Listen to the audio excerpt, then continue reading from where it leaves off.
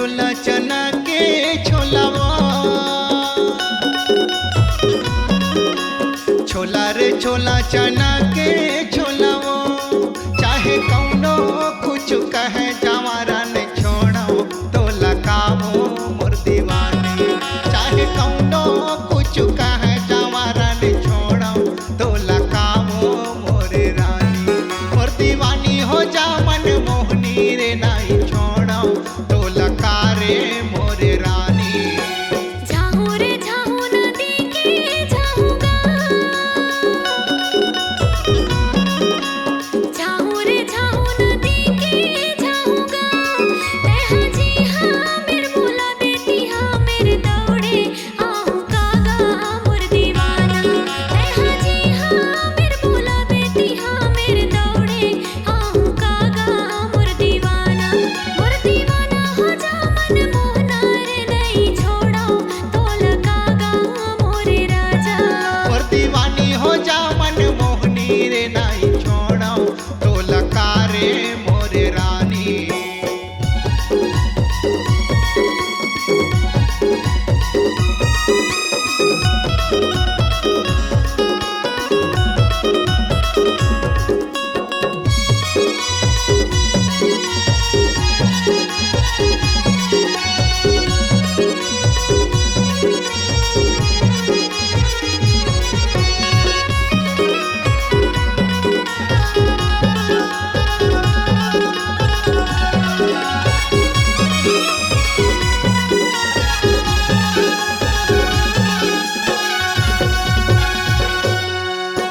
बरखा माँ भीगे जेठे माँ कर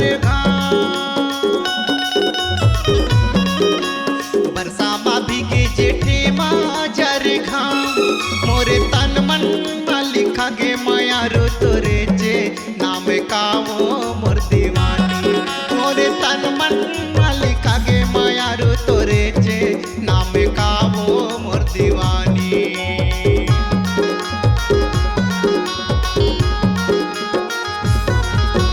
नून मिर्चा संग मा पीसेला चटनी,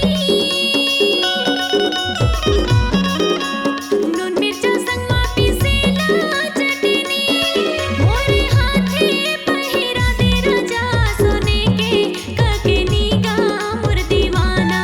मोर दीवानी हो जा मन मोहनी रे नहीं छोड़ो तो लगाओ मोर दीवानी। मोर दीवाना हो जा मन मोहना रे नहीं छोड़ो तो लगागा मोरे राजा। मोर दीवानी हो जा मन मोहनी रे नहीं छोड़ो तो लगा रे मोर रानी।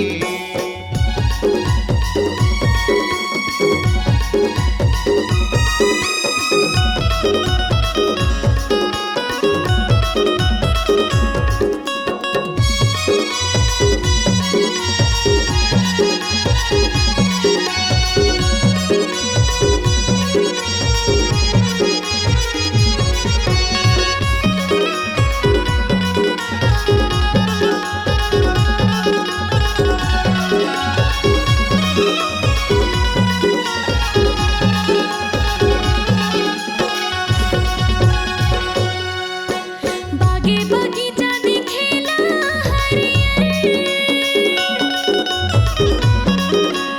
बागे बगीचा दिखेला हरियर, तोला पाए भर मैं हमया रोबदे हूँ नरियर गा मोर दीवाना, तोला पाए भर मैं हमया रोबदे हूँ नरियर गा मोर दीवाना।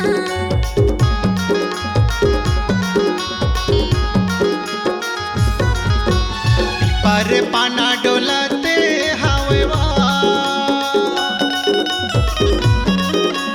पीपर पाना डोलाते हवा, मोरे मन माँ बैठे पीड़ा ले मैना बोलाते हावे कावो मोर दीवानी। मोर दीवाना हो जा मन मोहना रे नहीं छोड़ो तो लगागा मोरे राजा। मोर दीवानी हो जा दिल मोहनी रे नहीं छोड़ो तो लगावो मोर दीवानी।